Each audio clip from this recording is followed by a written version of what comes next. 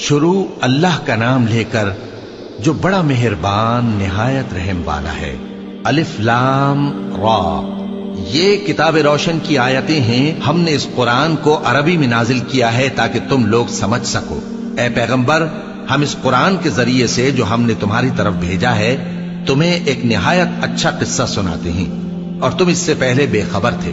جب یوسف نے اپنے والد سے کہا کہ ابا، میں نے خواب میں 11 ستاروں اور سورج اور چاند کو دیکھا ہے، دیکھتا کیا ہوں کہ وہ مجھے سجدہ کر رہی ہیں۔ انہوں نے کہا کہ بیٹا، اپنے خواب کا ذکر اپنے بھائیوں سے نہ کرنا، نہیں تو وہ تمہارے حق میں کوئی چال چلیں گے۔ کچھ شک نہیں کہ شیطان انسان کا کھلا دشمن ہے، اور اسی طرح اللہ تمہیں برگزیدہ و ممتاز کرے گا اور خواب کی باتوں کی تعبیر کا علم سکھائے گا، اور جس طرح اس نے اپنی نعمت پہلے تمہارے دادا پر دادا ابراہیم اور اسحاق پر پوری کی تھی، اسی طرح تم پر اور اولاد یعقوب پر پوری کرے گا۔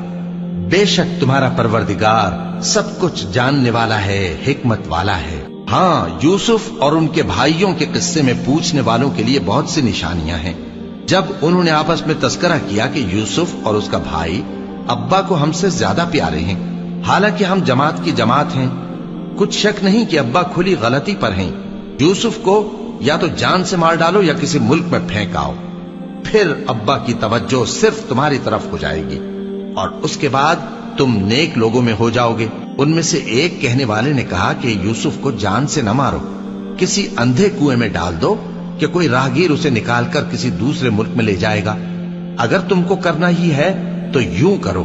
یہ مشورہ کر کے وہ اپنے والد سے کہنے لگے کہ ابا جان، کیا سبب ہے کہ آپ یوسف کے بارے میں ہمارا اعتبار نہیں کرتے، حالانکہ ہم اس کے خیر خواہ ہیں؟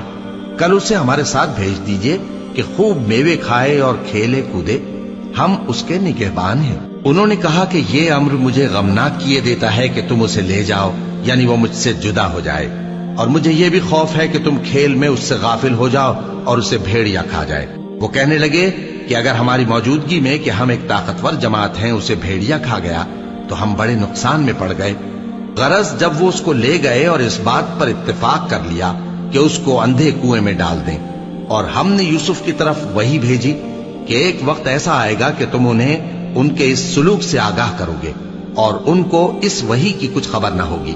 اور یہ حرکت کر کے وہ رات کے وقت باپ کے پاس روتے ہوئے آئے، کہنے لگے کہ ابا جان، ہم تو دوڑنے اور ایک دوسرے سے آگے نکلنے میں مصروف ہو گئے اور یوسف کو اپنے اسباب کے پاس چھوڑ گئے تو اسے بھیڑیا کھا گیا، اور آپ ہماری بات کو گو ہم سچ ہی کہتے ہیں باور نہیں کریں گے، اور ان کے کرتے پر جھوٹ موٹ کا لہو بھی لگا لائے۔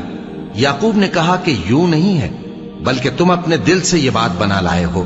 اچھا، صبر کہ وہی خوب ہے، اور جو تم بیان کرتے ہو اس کے بارے میں اللہ ہی سے مدد چاہیے۔